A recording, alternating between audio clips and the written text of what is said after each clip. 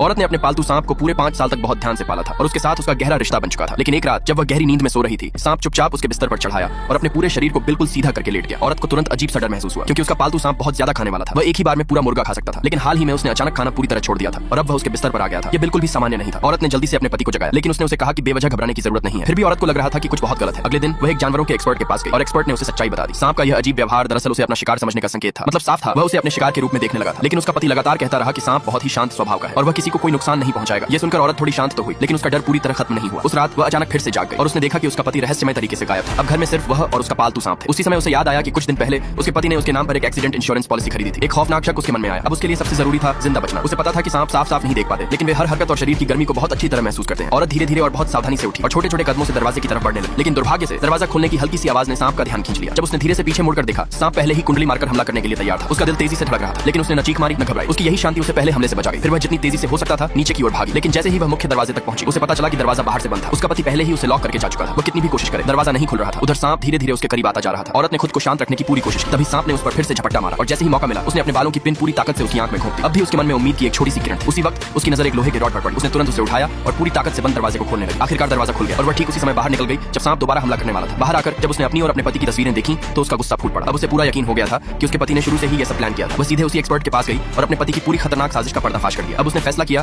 कि वह उसे उसी की चाल में फंसाएगी। पूरी रात की मेहनत के बाद उन्होंने एक खास फेरोमोन तैयार किया जो सांप को भड़काने वाला था। यह ऐसा केमिकल था जो सांप को सीटी की आवाज सुनते ही बेहद आक्रामक बना देता था। औरत को पूरा भरोसा था कि जैसे ही उसके पति को पता चलेगा कि वह जिंदा है, वह जरूर सांप को लेकर वापस आएगा। और बिल्कुल ऐसा ही हुआ। कुछ ही देर में उसका पति सांप को लेकर वहां पहुंच गया। इस बार उसने कोई दिखावा नहीं किया। उसने सीधे सांप को छोड़ दिया और सीटी बजाकर उसे औरत पर हमला करने का आदेश दिया। लेकिन ठीक उसी पल औरत ने अपना तैयार किया हुआ फेरोमोन निकाला और सीधे सांप के मुंह में डाल दिया। अगले ही सेकंड सीटी बजते ही सांप मुड़ा और सीधा उसके पति पर टूट पड़ा।